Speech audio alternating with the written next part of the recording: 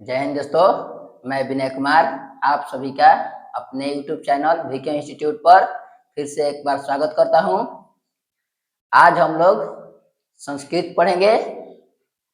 संस्कृत में हम लोग चैप्टर 3 चालू करेंगे, जो कि एक कहानी है कि आप लोगों का भी स्टार्ट अच्छा हो। एक कहानी है, कहानी आप लोगों को अच्छी तरह समझ में आएगा।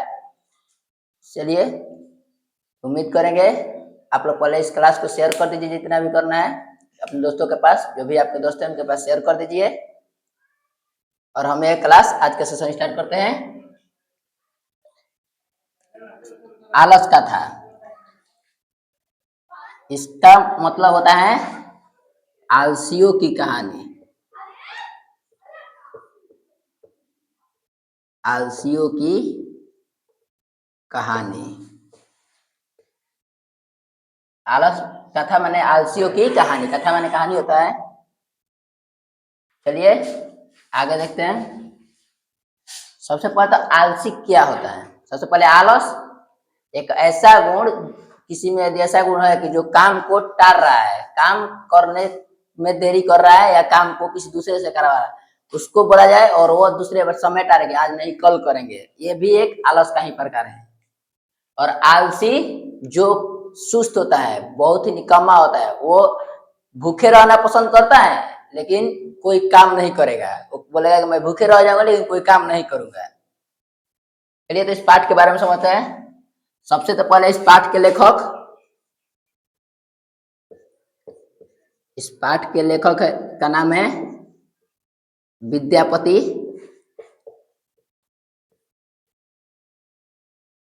ये मिथिला के रहने वाले हैं।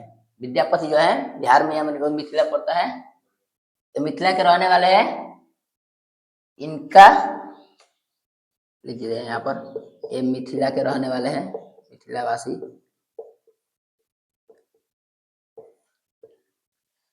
इन्होंने एक बुक लिखा है पुरुष परीक्षा। इनका जो बुक है पुरुष परीक्षा,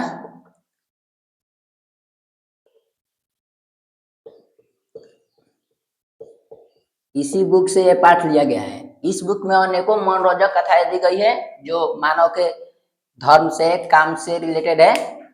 ये भी एक मानव के ही दोस्त से रिलेटेड है, जो बहुत ही मनोरंजक कथा है। आप लोग एक बार सुनिएगा तो बहुत इसमें मजा आएगा। चलिए, सबसे पहले विद्यापति इस पाठ में क्या लिखते हैं। ये एक मिथिला की कहानी बताते हैं। मिथिला में एक मंत्री थे जिनका नाम था वीरेश्वर। पूछा जाता है कि मंत्री का क्या नाम था, मिथिला का मंत्री कौन था। मंत्री थे वीरेश्वर।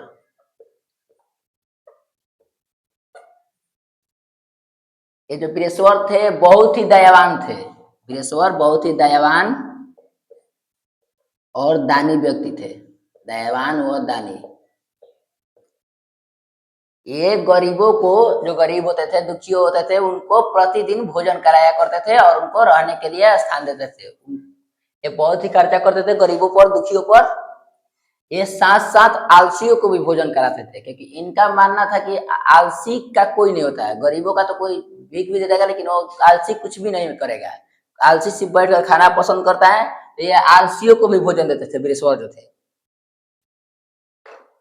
ये एक आलसशाला चलाते थे जिसमें कुछ आलसियों का खाना जाता था। हर बार इनके ये पैसा देते थे और इनके जो आदमी थे, कर्मचारी, वो हर बार उन आलसियों को हर रोज भोजन कराते थे और वो सारे आलसी उसी में रहते थे, आलसशाला में। क्योंकि जहाँ पर गाय रहती है उसको गौशाला बोलते हैं, उसी तरह जहाँ पर आलसी रहते हैं उसको आलसशाला बोलते हैं। चलिए आगे देखते हैं। पूछा जाता है कि मिथिला के मंत्री का क्या नाम था, तो वीरेश्वर। ये जो पाठ है आलस का था, किस पुस्तक से लिया गया है, तो पुरुष परीक्षा है। विद्यापति कहाँ के लेखक हैं, तो मिथिला के। ये मैथिली भाषा में भी लिखे हैं, संस्कृत भाषा में भी और अवहट भाषा में, तीनों भाषा में रचना कर चुके हैं, अनेकों किताब बुक। चलिए देखते हैं। जो वीरेश्वर थे, ये जब आलसियों को भोजन कराते थे तो कुछ धूर्त लोग जो देख रहे थे मैंने इनको फ्री में भोजन मिल रहा है, तो वो लोग भी बनावटी आलस से दिखाकर भोजन करने चले गए। क्योंकि वो लोग भी जब देख रहे थे कि फ्री में मिल रहा है तो क्यों हम लोग काम करें। जो काम करते थे पहले से वो भी चले गए। तो जो धूर्त लोग थे, धूर्त लोग बनावटी आला से दिखाकर, बनावटी आलस्य दिखाकर भोजन ग्रहण करने लगे। जब फ्री में जब भोजन मिलेगा तो कोई क्यों काम करेगा? तो सभी लोग बोले कि हम भी आलसी, हम भी कुछ काम नहीं करते। वो लोग भी धूर्त की तरह, धूर्त माने बहुत ही एक निकम्मा आदमी होता है, बहुत ही खराब किस्म का आदमी, जिसको उसको धूर्त बोलते हैं। ये लोग भी बनावटी आलस से जब दिखाकर भोजन करने लगे ना, तो वहां के जो कर्मचारी थे वो लोग सोचने लगे, जो हमारे जो मंत्री साहब है वो तो सिर्फ आलसियों को भोजन देते हैं, लेकिन ये लोग तो पहचानते थे ना कौन आलसी है कौन नहीं। मंत्री तो देखने आते नहीं थे, लेकिन वो जानते थे। तो उन लोगों ने सोचा कि क्यों नहीं इन लोगों की परीक्षा ले जाए, इन धूर्तों की, कौन कौन धूर्त है। तो इसमें जो आलसशाला था, जब सभी लोग सो रहे थे ना, उस वक्त आग लगा दी गई आलसशाला में। पूछा जाता है कि आलसशाला में आग कब लगाई गई थी? तो जब सब लोग सो रहे थे, जब सभी लोग सो रहे थे तो आलसशाला में आग लगाई गई उनकी परीक्षा लेने के लिए। तो जो भी धूर्त लोग थे वो सारे लोग भाग गए आग को देखकर। वो लोग आलसी थे ना, वो तो भागना भी पसंद करते थे, लेकिन कुछ जो कम आलसी थे वो भी भाग गए, लेकिन 4 लोग वहां पर रह गए। आग लगने के बाद भी 4 लोग वहां पर रुक गए।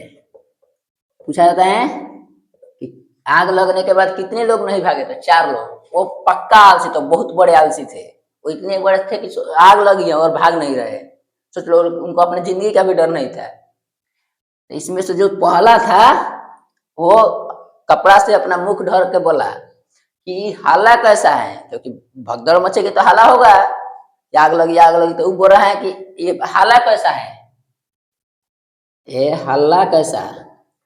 पहला बोला हाला कैसा, कथ्यम कोलाहल अस्ति, मैंने यहाँ पर कैसा कोलाहल है। कोलाहल संस्कृत में बोला कि कथ्यम कोलाहल है, संस्कृत में पाठ्य हम आपको हिंदी में समझा रहे हैं, प्रश्न आपका हिंदी में ही आएगा। हल्ला कैसा, कोलाहल माने कैसा है। तो दूसरा वाला बोला, इन लोगों का बात सुनिएगा ध्यान से कि काका बोल रहा है। पहला बोला कि हल्ला कैसा मुंह ढक कर, तो दूसरा बोला लगता है कि इस घर में आग लगी है, लगता है इस घर में आग लगी है। लगता है कि घर में आग लग गई है। दूसरा वाला बोल रहा है कि लगता है कि इस घर में आग लग गई है। भाग नहीं रहे, जानते हैं कि आग लगी है, लेकिन ये लोग भाग नहीं रहे। सोच लो कितने बड़े आलसी है। जो तीसरा वाला था ये बोला कि कोई धार्मिक आदमी नहीं है, कोई धार्मिक आदमी नहीं है जो हम लोगों को भींगी चादर ओढ़ा दे ताकि हम लोग बच जाए। सोच लो कितना बड़ा आलसी है कि बोला है कि कोई हमको भींगी चादर ओढ़ा दे ताकि हम लोग बच जाए। कोई धार्मिक नहीं है जो हम लोगों को भींगी चटाई से ढक दे। सोचो इन लोगों की बात। पहला बोला कि हल्ला कैसा, तो दूसरा बोला लगता है कि इस घर में आग लगी है, और तीसरा बोला कि कोई धार्मिक नहीं है जो हम लोगों को भींगी चटाई से ढक दे। हम लोगों को इन लोग का बात याद रखना, क्योंकि प्रश्न में ऐसे ही पूछता है कि पहला क्या बोला। पहला चारों लोग आलसी थे, चारों आलसी में पहला क्या बोला, हाला कैसा, कथ्यम कोलाहल। दूसरा बोला लगता है कि इस घर में आग लगी। लाइन याद रखना, क्योंकि लाइन ही पूछता है परीक्षा में आपका। तीसरा बोला कोई धार्मिक नहीं, कोई धार्मिक नास्ती जो हम लोग को भींगी चटाई से उड़ा दे, भींगी चटाई ढक दे। और चौथा बोला अरे वह चाल, अरे वह चाल माने होता है बक बक करने, ज्यादा बोलने वाला। अरे वह चाल, अरे बक बक करने वाला, क्यों इतना बोलते हो, चुपचाप सोते क्यों नहीं। सोचो चौथा का बोल रहा है चुपचाप सोतो, का हाला कर रहे हो, लगी है तो आग लगने दो। सोचो ये कितने बड़ी आलसी अपने जीवन भी नहीं बचाना चाहते हैं, सिर्फ ये सोना चाहते हैं। अब सोए हैं तो वहां से उठ नहीं सकते। समझ में आ गया? तो इन चारों की बात परस्पर सुनकर जो वहां पर जो नियोगी पुरुष थे, जो उस कर्मचारी थे, उन लोगों को लगा कि ये तो मर जाएंगे। तो इन चारों का बाल पकड़कर बाहर निकाला गया। क्या पकड़कर? केस पकड़कर इन चारों को कैसे निकाला गया? केस पकड़कर, बाल पकड़कर पूछा जाता है कि चारों आलसियों को कैसे बाहर निकाला गया था, कैसे? केस पकड़कर यानी बाल पकड़कर, केस माने बाल होता है। तो जब इन चारों को निकाला गया बाहर तो पूछा इनके तो उन जो दैवान पुरुष थे उन्होंने कहा स्त्रियों का रक्षक तो पति होता है, जो स्त्री होती है, जो भी स्त्री होती है उनका रक्षक उनका पति होता है, और जो बच्चे होते हैं उनकी रक्षक माँ होती है, लेकिन आलसियों का रक्षक दयावान पुरुष के अलावा कोई नहीं होता है। समझ में आ गया?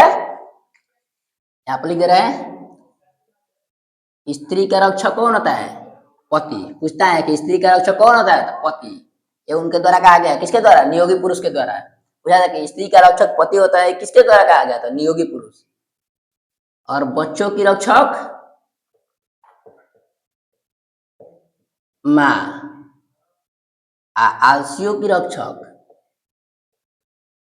आलसियों का रक्षक दयावान पुरुष के अलावा कोई नहीं होता।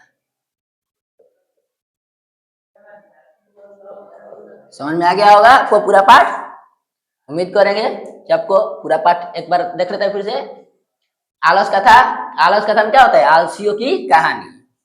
इसमें मतलब कौन सा दोष दिखाया गया है? आलस दोष। पूछा भी जाता है कि आलस कथा पाठ में कौन सा दोष दिखाया गया है? तो नाम से ये स्पष्ट है कि आलस से दोष। इसके लेखक कौन है? विद्यापति। विद्यापति कहाँ के रहने वाले थे? मिथिला के।